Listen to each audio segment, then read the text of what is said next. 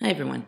I got a comment on my last video, Watchtower conscience versus a good conscience. And, I'm used to trolls and stuff like that and can usually walk away. But for some reason, this comment just kind of played in the back of my mind and couldn't identify what was keeping it there.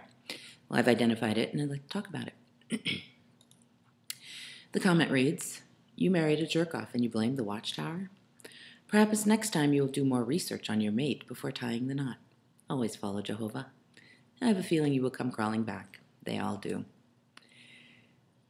So what was, playing around this comment that finally landed is this is exactly what my videos are about. This is Watchtower programming. This is blaming the victim. I married a jerk off. You're absolutely right. I picked the wrong guy. I don't fault the Watchtower for that. That's not what my videos are about. And if you'd listened to him, you'd know that. He turned out to be an abusive jerk-off. I'm not faulting the Watchtower for that either. What I am faulting the Watchtower for is their loving counsel that blames the victim and keeps the victim in harm's way. That's what my issue is. I happen to have a personal experience that I can draw from. Even if I were not an abuse survivor, I would still be speaking out against this. But I happen to have personal experience. My husband's incidental. The abuse I suffered at his hand is incidental. The advice that I got from the Watchtower and everybody that has been trained by the Watchtower is the issue.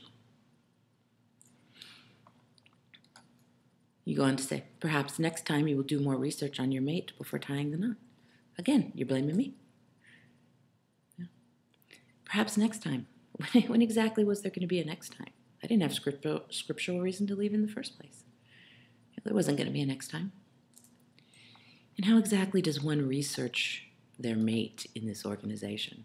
Which, by the way, I absolutely hate that word. It is cold, dehumanizing, unfeeling, animalistic. Yeah, it's like an animal. But how does one go about researching someone in this organization? I grew up with this guy. I've been in this organization my whole life. I've known this guy my whole life. I knew his family my whole life. They went to my congregation. Yeah.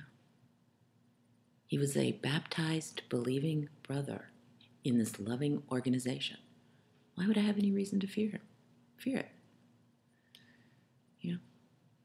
And dating in this organization is the fast-tracked marriage. Because as I've said, this organization is sex obsessed. If you show interest in somebody, you better hurry to the altar because dating could lead to fornication.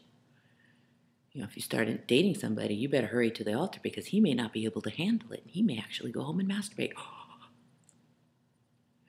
And then once you do get married, they control how you can and cannot have sex with your partner. Careful, sisters. If you have too much of a womanly figure, you better be sure to cover that up because the men can't handle it, and you don't want to be responsible for their lack of control. If they go home and masturbate, it'll be all your fault. Oh, and then my favorite little gem. Did you know, for example, that mothers and fathers who stroke the genitals of their fretful babies to keep them quiet are unwittingly encouraging them to become masturbators later on in life? Why doesn't everybody teach that particular little pearl of wisdom? It's sex obsessed. So how exactly do you go about researching a mate? You go to the elders? Yeah, because they're so forthcoming with that kind of protective information.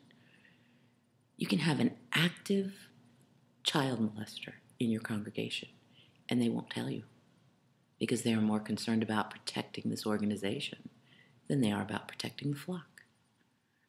So yeah, go to the elders. Really? How does one do that exactly? Research a mate in this organization. So if you have an answer for that, I would love to hear it. I got another comment on by somebody else on a different video, and I'm not going to look for it, but basically it was the story about, if you tell a child not to stick his hand in the fire or on the stove or whatever, and he does it anyways, that's the parent's fault. course not. I hate that example, but no. Yeah. But this is exactly what I'm talking about. Yeah. I stuck my hand in the fire. Do I fault the Watchtower for that? No, I own up to my part of it fully.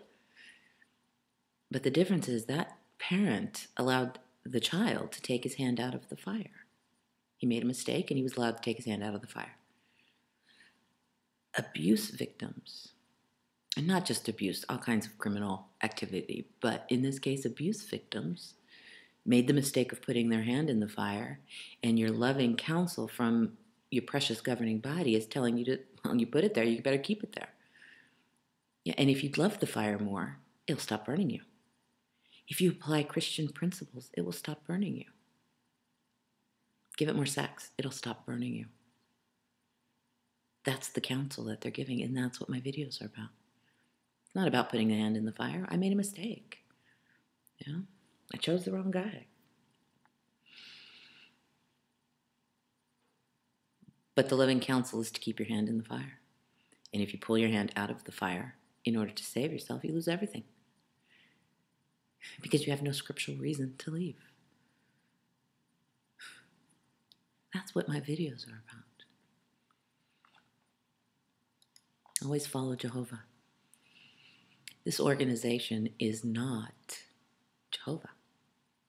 My not following this organization has nothing to do with Jehovah. This organization has taken the name of Jehovah, God's name, and turned it into a trademark. They have branded God's name, and they use it as a weapon against you. So they throw in some scriptures that are completely misquoted, out of context, completely slanted in their direction. And then they use the name Jehovah as a weapon to beat you around the head and neck to make sure that you do what they say and see it their way. This has nothing to do with God, Jesus, the Bible, anything. So yeah, following this organization is not the same as following Jehovah. What else did you say? I have a feeling you will come crawling back. They all do. Crawling back to what? Oppressive, cold, heartless, unfeeling rulers? Why would I go back to that? You know, go back to something that has proven to be as far from God's organization as you can possibly get? Yeah, I'm going to go back to that. You know, I grew up in this organization. I've been honestly looking back all the way to my earliest memory, trying to find some happy memory. Something. Anything. I can't find a single one. Not a shred of happiness, joy, love, nothing. Not even in my own house as a kid. You know, again, there were people I liked, but there was nothing good that I got from my experience as a Jehovah's Witness. Why would I go back to that? You know? You know, to make it really clear on how far from going back I am, I'll even put it in Jehovah's Witness speech so you can understand. I would rather die in Armageddon with my eyeballs melting out of my head and the birds pecking at my flesh while I'm alive than live in paradise with men like that ruling over me. That clear enough? There is no way.